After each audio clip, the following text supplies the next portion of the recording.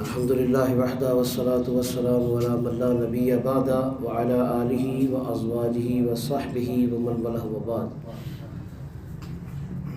ایک مسلمان کی زندگی کا سب سے بڑا المیہ یہ ہے کہ وہ اس کشمکش میں رہتا ہے کہ میرا اللہ کے ساتھ تعلق کیسا ہے۔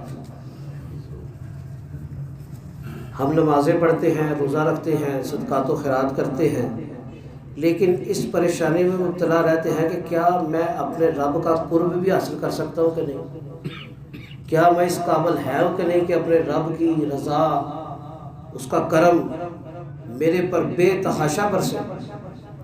نبی رحمت صلی اللہ علیہ وسلم نے اس کی بڑی پیاری رہنمائی فرمائی ہے۔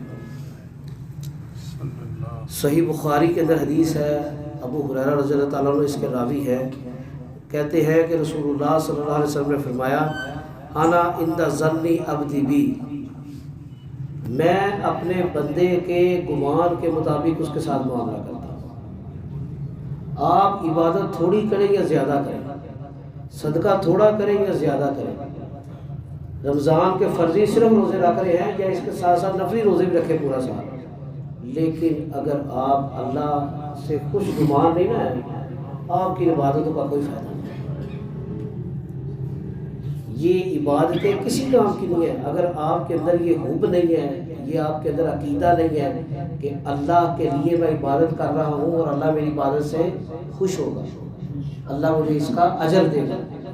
اور اللہ کے رسول کی یہ چھوٹی سی حدیث ہے، وہ زیادہ لمبی چوڑی بات نہیں، اور یقین جانیے جب بھی اس حدیث کا تذکرہ کرتا ہوں یا بات میں آتی ہے، ذہن میں آتی ہے، اسلام کا فلسفہ سمجھ آ جاتا ہے۔ لوگ گناہ کرتے ہیں، نافرمانی کرتے ہیں، پریشان رہتے ہیں، پتہ نہیں کہ اللہ معاف کریں گے کہ نہیں۔ اللہ قرآن میں فرماتے ہیں، لا تقنطوا من رحمت اللہ، اللہ کی رحمت سے کبھی نا امید نہ ہونا۔ شیطان کا اسرائیلی روایات کے اندر نام ہے عزازیل، قرآن میں اس کو ابلیس کہا گیا۔ عربی میں مبلس اس شخص کو کہتے ہیں جو مایوس ترین ہو، یعنی جس نے ہر قسم کی آس امید چھوڑ دی ہے۔ ظاہر بات ہے، آدم علیہ السلام کو اللہ نے حکم دیا سجدے کا، اس نے انکار کر دیا، اللہ نے مردود کر دیا، فاخرج انہا رجیم، کہ تو ددکارا ہوا ہے، تو کسی صورت میں بھی قبول نہیں ہے۔ اب اس کو پتا ہے میں تو قبول نہیں ہوں، وہ مایوسی میں لوگوں کو جہنم کی طرف لا رہا ہے۔ اور شیطان کا سب سے بڑا وار جو ہے وہ ایک مسلمان کے اندر مایوسی کو پیدا کرتا ہے۔ جب انسان مایوس ہوتا ہے نا، اس کی نمازیں بھی جاتی رہتی ہیں، اس کا صدقہ بھی کم ہو جاتا ہے، اس کے روزوں میں بھی اس کی بے احتیاطیاں شروع ہو جاتی ہیں۔ تو چلو کوئی نہیں، رمضان ہے نا، پہلے 10 روزے نمازیں پڑھ لی ہیں، باقی روزی بھی تو کمانی ہے نا، اللہ معاف کرنے والا ہے، ٹھیک ہے وہ کمی کوتاہی ہو گئی۔ یہ مایوسی کی وجہ سے ہوتی ہے چیزیں۔ اگر ایک شخص کو اللہ سے پورا یقین اور توکل ہو کہ جس رب کے لیے عبادت کر رہا ہوں وہ رب میری سنتا ہے، مجھے دیکھتا ہے، مجھے اعلیٰ نوازے گا، میری عبادت کے مطابق نہیں، اپنی شان کریمی اور رحیمے کے مطابق نوازے گا، تو انسان پورا رمضان بہترین گزارتا ہے، پورا سال بہترین گزارتا ہے۔ اس کی ایک نماز بھی لیٹ ہو جاتی ہے تو اس کو پورے 24 گھنٹے فکر رہتی ہے کہ میری نماز لیٹ کیوں ہوئی ہے، میری قضا کیوں ہوئی ہے، میری فجر کی نماز جماعت سے مس کیوں ہوئی ہے، میں رات کو ہر کام کر رہا ہوں، میں عشاء مسجد بھی کیوں نہیں پڑھ سکا۔ ایک ایک نماز کی فکر شروع ہو جاتی ہے۔ اور لوگ کہتے ہیں جی روزے رکھنے مشکل ہے، یقین جانے گرمیوں میں ایسے خوش نصیب بھی لوگ دیکھے ہیں جو سوار اور جمعرات کا روزہ رکھتے ہیں، ایام بیض کے روزے رکھتے ہیں، چاند کی 13، 14، 15 کے۔ وہ بھی تو انسان ہے، وہ بھی ہماری طرح چلتے پھرتے ہیں، 2 ہاتھ 2 پاؤں، ان کو بھی گرمی کی شدت محسوس ہوتی ہے۔ اور کئی تو ایسے خوش نصیب ہے کہ جن کے پاس دنیا کی سہولتیں بھی پوری نہیں ہیں۔ ہم لوگوں کے پاس تو پھر بھی گھروں میں اے سی ہے، کولر ہے، خوبصورت گھر ہیں۔ کچھ لوگوں نے تو گھروں میں ایسا سسٹم کروایا ہے کہ پینلنگ کی وجہ سے سردی کی شدت اور گرمی کی شدت سے بچ جاتا ہے، کہ دھوپ کی شدت گھر کو اتنا نقصان نہیں پہنچاتی، اور گرمی کی سردی کی جو سردی کیفیت ہے اس سے بھی بچ جاتے ہیں۔ میں ایسے گھروں میں ہو کے آیا ہوں، اللہ نے اتنا بھی نوازا ہے لوگوں کو کہ سردیوں میں لوگ نگے پہنچ جاتے ہیں، وہ کہتے ہیں جی ہم نے اپنے گھر کی پینلنگ اور دیواروں کا سسٹم اس طرح کا کرایا ہے کہ سردی گرمی ہمیں زیادہ اندر محسوس نہیں ہوتی. سینٹرل کولنگ ہیٹنگ سسٹم کی ہوتے ہیں. ٹیمپریچر سیٹ کر دیا 12 مہینے گھر کا وہی ٹیمپریچر.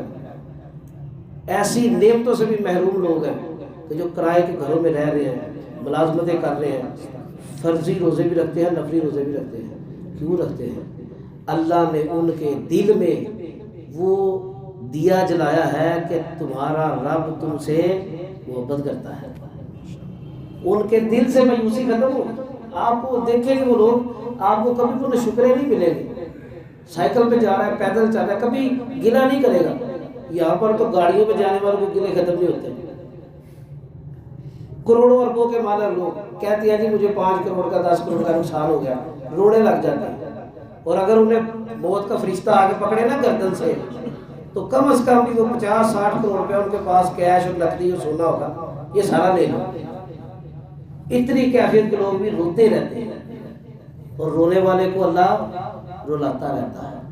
جو راضی برضائے رب رہتا ہے نا, اللہ تعالیٰ اس کو ہنساتا رہتا ہے. نبی رحمت صلی اللہ علیہ وسلم کے ایک صحابی بیمار تھے. نبی کریم صلی اللہ علیہ وسلم کی عیادت کے لیے تشریف لے گئے. آپ نے فرمایا کہ اس بیماری میں آپ کس طرح اپنے معاملات کر رہے ہیں, آپ کی کیفیت کیا ہے؟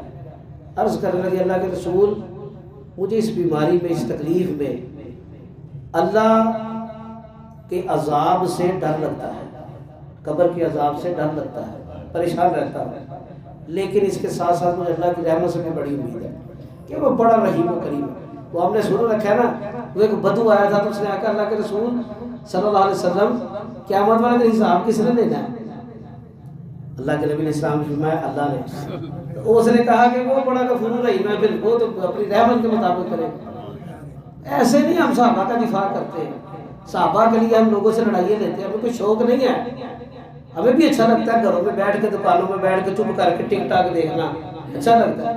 ہمارے موبائلوں میں, ہماری گفتگو میں, ہماری لکھائیوں میں, بحث و مباحثہ میں اللہ کے نبی کے جماعت کا دفاع کیوں ہے؟ یہ وہ جماعت ہے صحابہ کی جس نے عقیدہ سکھایا ہے, جس نے اطاعت رسول سکھائی ہے, جس نے توکل اور اللہ سے محبت سکھائی. اللہ کے نبی نے صحابی کو کہا کہ جس شخص کے اندر یہ 2 کیفیات آ جائیں کہ اللہ کے عذاب کا ڈر اور اللہ کی رحمت کی امید, اللہ تعالیٰ دونوں میں سے ایک کیفیت کو غالب کر دیتا ہے. وہ کیفیت کون سی ہے؟ اللہ کی رحمت. تو عزیز سامعین, ہمیشہ اللہ سے پوری امید رہے. میں یہ نہیں کہتا کہ ایسے حالات نہیں آتے کہ ہم مایوس ہو جائیں, بڑے آتے ہیں. اللہ کی قسم میں خود بڑے فیس کرتا ہوں. جس کے گھر میں والدین بزرگ ہو, بیمار ہو, بچے ہو, تکلیفیں آتی جاتی رہتی ہیں, ہر انسان کو آتی ہیں. لیکن اس وقت اس بات کو ذہن میں رکھیے گا, آج اگر میں مایوس ہو گیا نا, میری زندگی کی ساری محنت ضائع ہو گئی. اور ہو سکتا ہے کہ یہ آزمائش میری زندگی کی آخری آزمائش ہو. فوری طور پر لا حول ولا قوت الا باللہ, اللہ ہر طرح کی نیکی کی طاقت قوت تیری طرف سے ہے, ہر برائی سے بچنا اللہ تیری توفیق سے ہے.